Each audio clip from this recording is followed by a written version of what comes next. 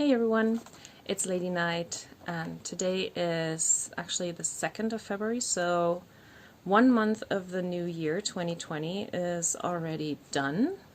Wow, that went fast. So I want to talk about my January in this video, do my January recap. I got my notes, I got some things to show you, so let's start right away. Okay, what did I do in January?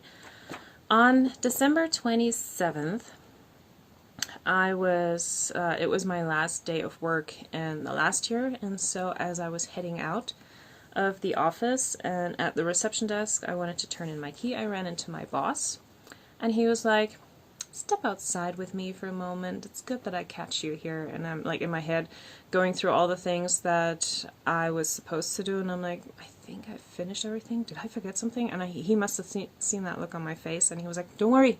Don't worry, it's nothing bad. I just want to talk to you." And so we stepped outside, and he told me, "Oh, by the way, I didn't know if I should call you over Christmas and tell you this, or, just wait a little while. But anyway, in January, you're going to start full-time. Because so far I've been working part-time, 26 hours a week. And he has hinted at me going full-time at the Christmas party at the beginning of December. And now he was like, "Yeah, I talked to Human Resources, we can do that, and it's going to be for 3 months. And then we'll see what happens, what they decide." But yeah, so I was like, cool, thanks. And that was kind of like last minute, because if he hadn't caught me on my way out, I would have been late for work, my next time coming into work, which was January 2nd. So yeah, that was weird, but definitely something happy, because now I am making more money since I have more hours to put in, and yeah, that's good. And I actually don't have to worry about overtime anymore, because now I can definitely fit everything into my working hours. Okay, that also means I kind of have to figure out a new schedule for myself to include my studies, because something that I wanted to do starting in January was my focus year. And full disclosure, I haven't started yet.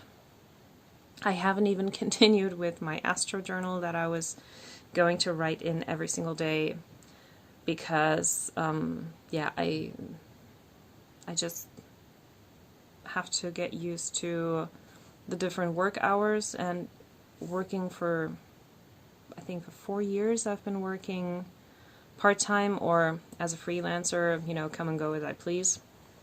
This is kind of an adjustment, and yeah, I gotta figure out how to do this, which is why I have decided to start an Instagram account, because I got this new camera phone, and I thought, well, why not? Since at work now I also am partly responsible for some of our social media. Instagram is part of that, and so yeah, I'm like killing 2 birds with 1 stone. Having Instagram to be present in the community without uploading videos is a nice thing, and I also get to try out different things on my own channel before posting that to my work channel that I have to take care of. And so yeah, it's like I'm still new to Instagram, but I'm kind of slowly figuring stuff out. Yeah. So in January, because of the time, I didn't really feel like doing a lot of readings for myself. What I have done at the end of the year was my year ahead spread. And my card of the month for January was the 7 of Swords. A great way to start, right? But that's not even the worst card. I still have a 5 of Pentacles coming up in September, along with the Tower and the, what was it, 6 or 7 of Wands? One of those. So that's going to be interesting. Yeah. So I did have just looking at my notes. I did have some issues with my health insurance. They're just being a pain in the ass. So the Seven of Swords kind of came true in that sense. And, oh yeah, my bank lady retired, which feels like a letdown. I mean, of course, I'm happy for her that she gets to retire and, you know, all of that, but the reason why I stayed at the bank in my hometown even after I moved away was the customer service, because she knows her customers by name, and you know, that's the beauty of a small town. You pretty much know the people, especially returning customers, and it's a much more personal thing. And so yeah, when my mom told me that she was going to retire, I was sad. I felt cheated out of good customer service in a way. So I called her, and yeah, she's a good sport about this. So I said, well, my mom told me you're leaving. I'm like, yeah, you know, what can you do? And I'm like, not leave. I really said that to her. So yeah, but it's all good.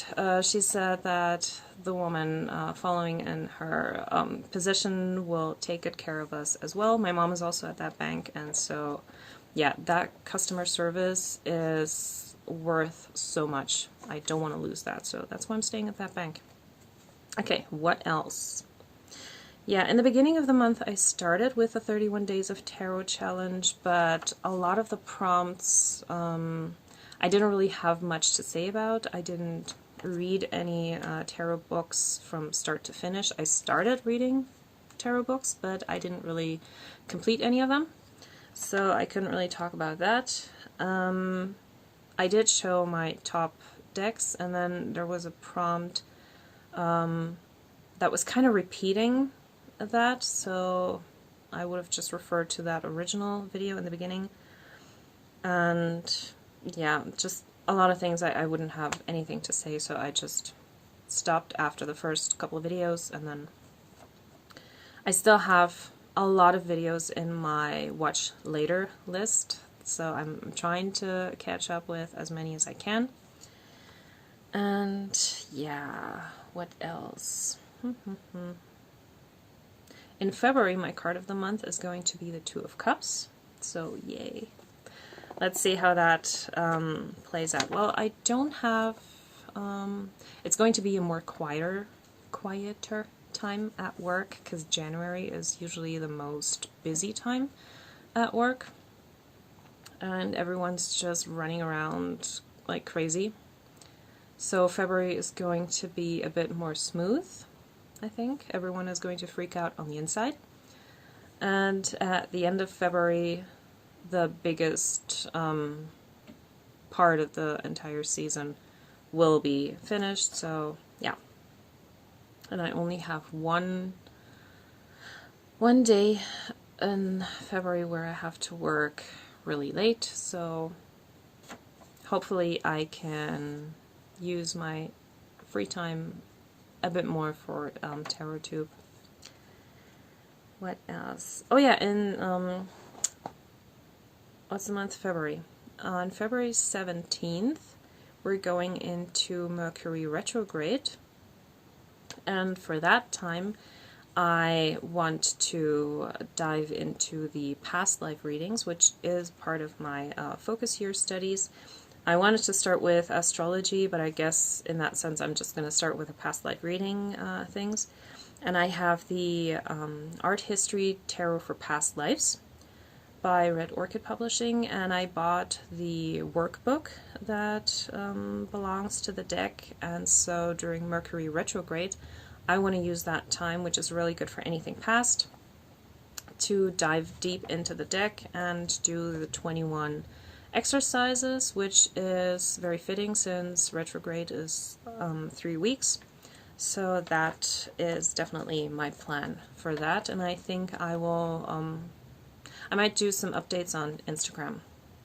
Yeah, if you want, you can follow me on Instagram. Same name, same profile picture, so it should be easy to find. Yeah.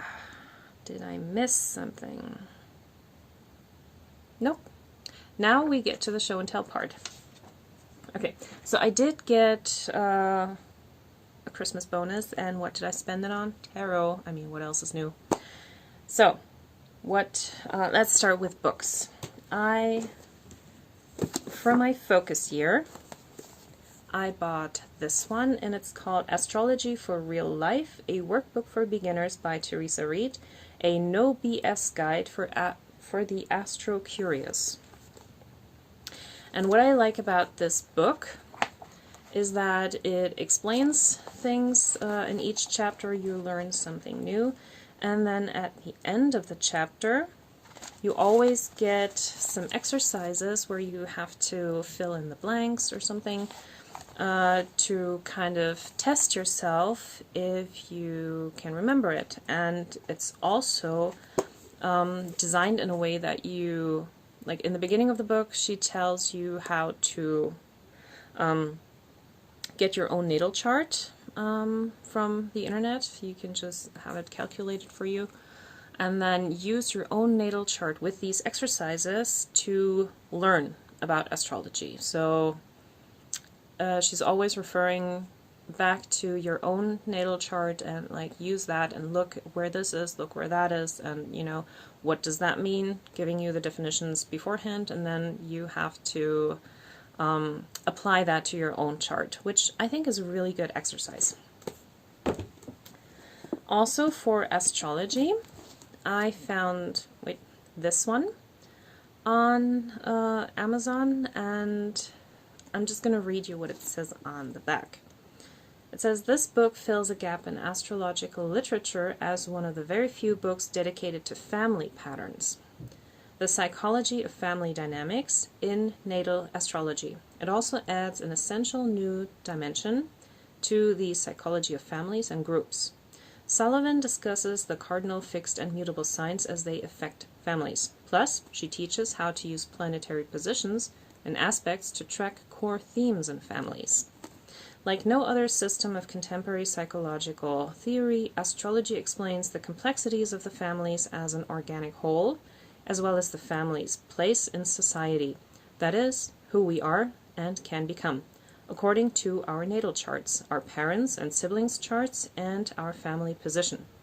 5 family case studies demonstrate various methods of analyzing, piecing together family stories, and working with families and individuals. The astrology of family dynamics helps explain why siblings can't get along, why a small child sounds just like her great-grandmother, and much more. Studying this book will help us uncover the patterns that often go undiscovered, achieve potentials that often go unrealized, and redirect family interactions." So I thought this would be a really good way to apply astrology to something useful. It is quite a big read. I mean, there's not many images in here, a few, but yeah, it's small writing. So this may take a while to get through, but for me, astrology, I don't use that to look into the future. It is more like an analysis of what is, and to understand people better. That's what I want to use it for. And that's why I'm always interested in finding out what other people's signs are, to see, okay, they're this sign, then that means this and that, and so I can do this, and I shouldn't do that, that kind of thing. And I think that book fits right into that. Another book that I got, the Tarot and Psychology, Spectrums of Possibility by Arthur Rosengarten. And this book I got because it has 2 images of the Röhrig Tarot. Unfortunately, there are only 2 other images of the Röhrig Tarot in here. All the other images in this book are from other decks. So this is what it looks like. And I have read the introduction so far, and I have to say I really enjoy this. What this book, or what I want from this book, is to, you know, when I eventually come out of the tarot closet, when it comes to colleagues and strangers and people that I'm not that close with, having a tool like psychology to explain tarot in a non-woo-woo kind of way, I think might be very helpful for people to understand why I use it as a tool for self-empowerment, self-discovery, and kind of like a decision-making process helper in a way, because if I have a reading and I don't like what I see, then that's doing something with me, you know. I then think, shit, what can I do to change that? And so that helps me with my decision-making process. And all of that is part of the psychology, and since psychology is a respected field where you can go to university, study that, get a medical degree and everything, I think taking tarot into that and explaining it through the lens of psychology may take away a lot of this like superstition woo-woo and this people thinking you're crazy when you read tarot. And so that's what I want from this book, and I think it's gonna give me exactly that. Okay, decks. Something that I ordered or pre-ordered in, I think it was October or November, is a published version of this right here, The Tarot of the Heart by Liz Dean. This has originally been published in, I think, 2005. And this is a major arcana only deck with 25 cards. Opens like this. It does have a nice guidebook in color. And this is a deck that is really focused on love reading. So you get some spreads, and then you get full-size images of the cards. And so these are the card backs. And this is the front. Let's see if I can do this without the glare. And it's a 25 card deck because in the book she explains that originally, when it was just the major arcana that people used, they did have 3 cards that were later taken out. And this also follows the structure of the earlier way the cards were put together, with justice and strength being the other way. So justice at 8 and strength at 11. Which I personally like more. So the additional cards are faith, hope, and charity. But since we can find these and other cards in the minors, someone at some point must have decided they're no longer useful. So I like this artwork. Very, you know, Renaissance style. There's the Lover's card, Temperance.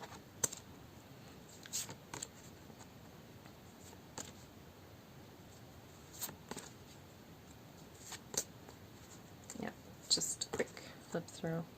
I love that up here with, what's it, like an apple tree. That's cool.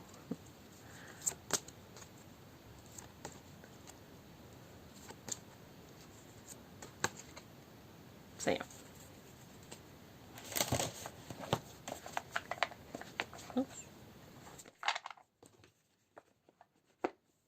So yeah, this is now available again on Amazon, and I have done a couple readings just to test it out, and I like it. Another thing, okay, let's see. I have previously done a video with my out-of-print decks, my most valuable decks. If I remember, I'm gonna link it. And I have now managed to find one more deck that I was looking for a while, and that is the Undersea Tarot. It's a Lo Scarabeo deck. It's by Frank Fradella and art by Jeziel Sanchez Martinez. So yeah, this one is out of print, and I think I'm going to trim the edges off. I'm just going to leave the bottom with the title. The backs are not very spectacular. So the only thing that is kind of sad is there are some, like 2 cards have some issues. I don't know if I can find them now. One has like a huge scratch and the other has something sticking on it, and of course now I can't find them. No, can't. But yeah, I wanted to have like a mermaid deck for a very long time because I have I think it's the Lucy Cavendish Mermaid Oracle, and I wanted to have a tarot deck that goes with the Oracle to have a matching set. And so I was looking at the tarot deck by Lisa Robertson, but with the 3 of Swords card with the dead whale and also the death card with the oil spill and stuff. That's not really what I was looking for, so I didn't get that deck. And then there's the one from, also another one by Los Scarabeo. Is this even Los Scarabeo? No, I don't think it is. No, it's US Games. Oops. Oopsie. So the one from Los Scarabeo has weird images where the fins, the tails of the mermaids are sometimes split in 2, as if she has like 2 leg-like fins, and that looks completely weird, and so that has always kept me from buying the deck. So I was looking for that one for a long time, and I found it, and it was, for an out-of-print deck, priced very reasonable. It was just 39 euros, I think. And so I didn't hesitate. I got it because it was the only one that I could find anywhere in my price range, in my budget, so I got it. Another one that I got is the Tarot of the Old Path, and I got the guidebook to go with this, and I got the book in German, the deck in English. And I have to say, this deck is really great when you have the guidebook. I mean, the guidebook looks like nothing fancy. There are not even images in here. But there's so many details in these cards that I otherwise would have missed, probably.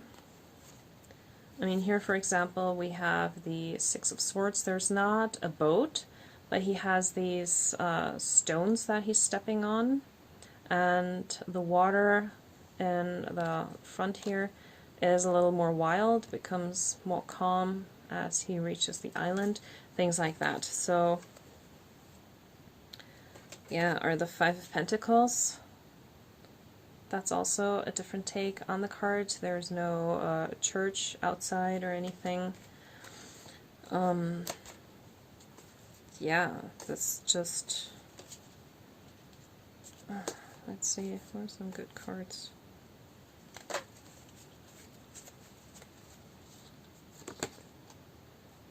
I love the artwork. I hesitated a while to get this deck, but when I saw that the book was available on another website for just $5, I decided to get it, and I'm really glad I did, because there are so many symbols in here and everything that knowing that really takes the reading to a completely different level. Okay.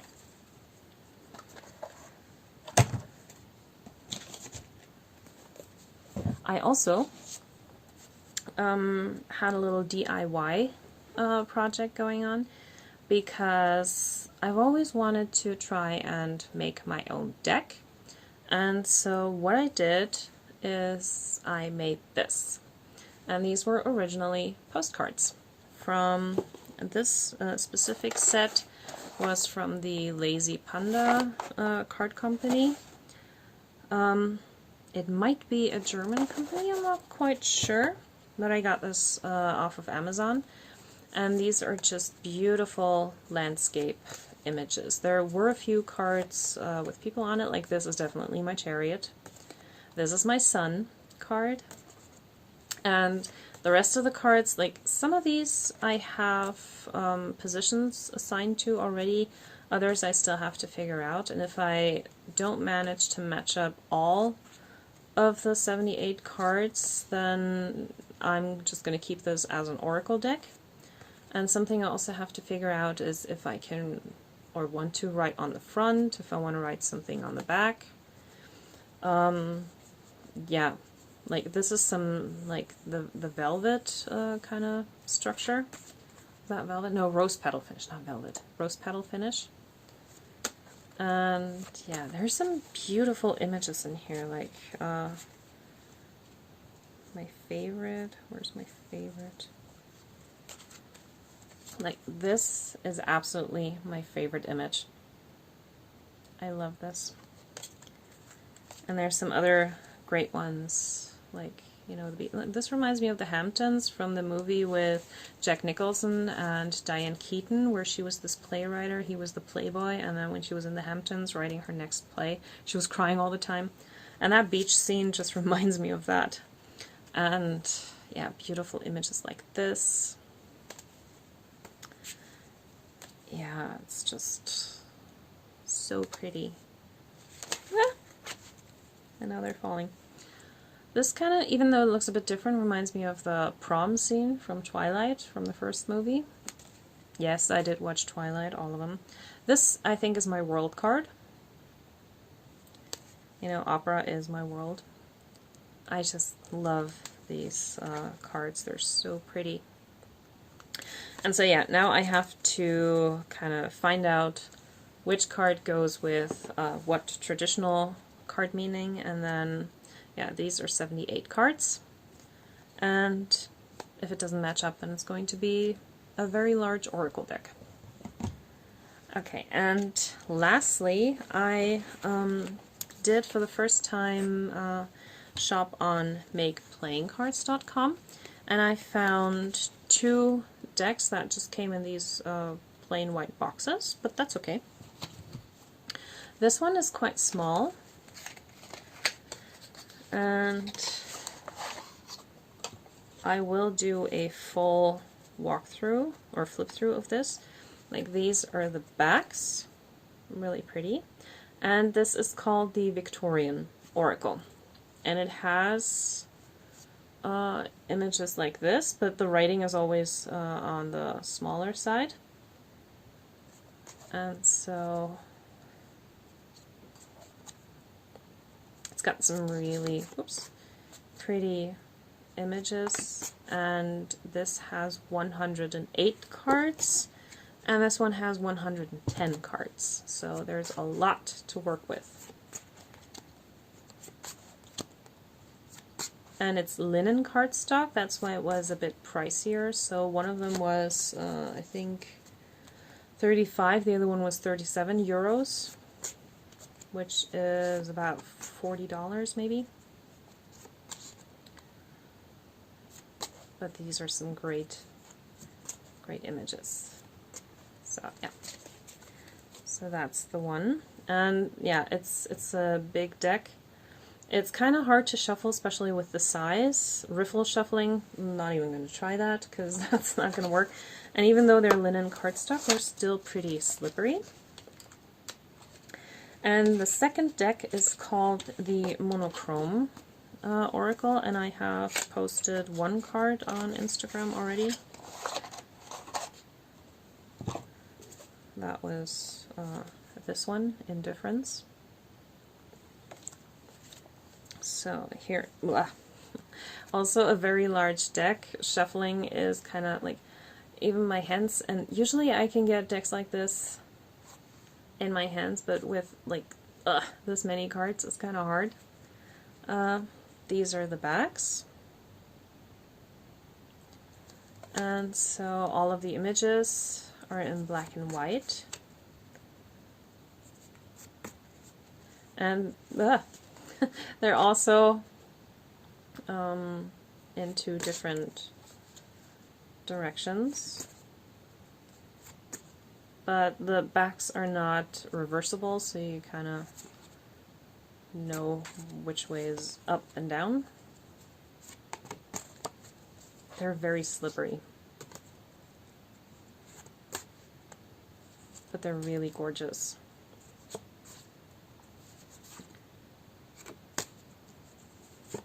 And I have to say, Make Playing Cards does have a lot of really cool tarot and oracle decks.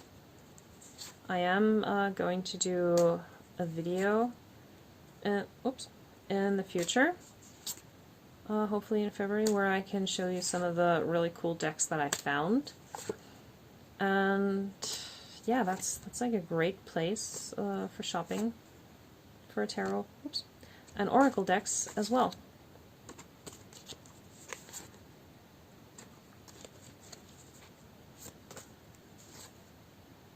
So yeah, I'm gonna do a full flip through of this one as well, because that might just take a while if I do this now. Okay, these were all of my new decks that I got. I do have some more DIY stuff that I want to show you. I am going to talk a little bit more about this and like how I did this, where I got the cards. And I have some other stuff for DIY decks that I want to show you, because making your own deck is actually kind of fun. And if you can use existing images, especially with postcards, I just had to cut them down to size. I didn't really have to print out anything, and that was like the easiest way. Also, the cardstock is already pretty good. It's not really for riffle shuffling, but overhand shuffling, that's why I cut them down to this size, works just fine.